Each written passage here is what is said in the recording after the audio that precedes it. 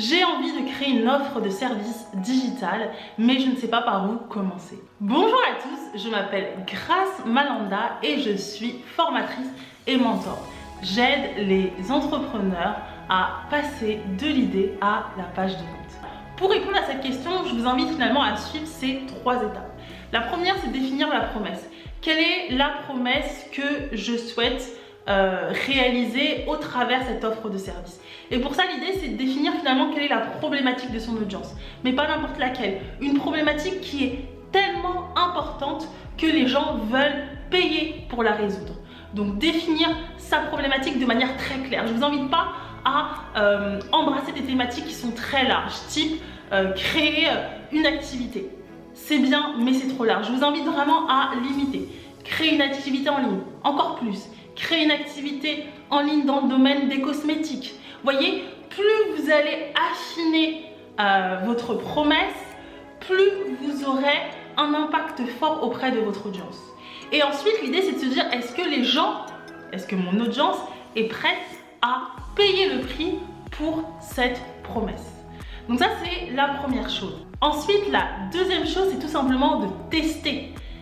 Testez votre offre, testez votre promesse. Et pour ça, c'est simple, vous n'avez pas besoin de créer une page de vente. Vous avez simplement besoin de sélectionner, d'identifier un certain nombre de personnes qui sont dans votre cible et de les contacter, d'entrer en relation avec elles pour leur demander d'échanger sur la création de votre offre.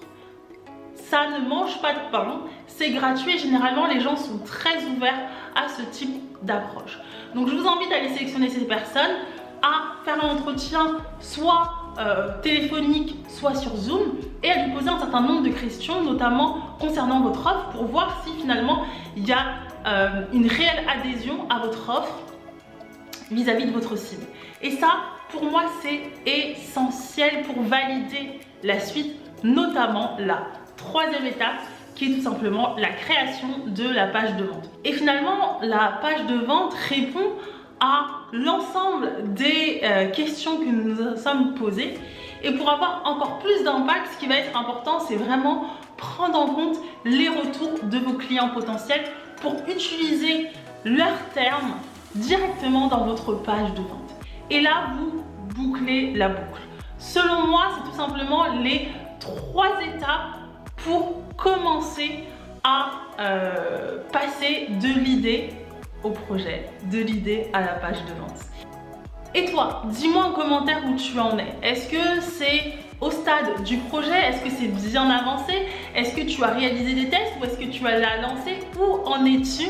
Dis-moi tout cela en commentaire. Si tu souhaites aller beaucoup plus loin, je t'invite à télécharger dès à présent mon nouvel e-book, le top 10 des meilleures offres digitales pour entrepreneurs. Il recense 45 pages d'analyse d'offres digitales avec 10 exemples d'entreprises qui sont généralement des petites structures, majoritairement féminines. Ces exemples vont vous permettre de mieux comprendre quel type d'offre peut potentiellement vous correspondre. À la fin, vous avez bien évidemment des petits exercices à réaliser. En plus de ça, je vous donne des conseils très précis pour démarrer une offre digitale en termes de prix, en termes de format, en termes de contenu. Donc, si vous ne l'avez pas déjà fait, je vous invite vraiment à la télécharger, ce fameux guide de mon top 10 des meilleures offres digitales pour entrepreneurs. Nous, on se retrouve la semaine prochaine pour une nouvelle vidéo.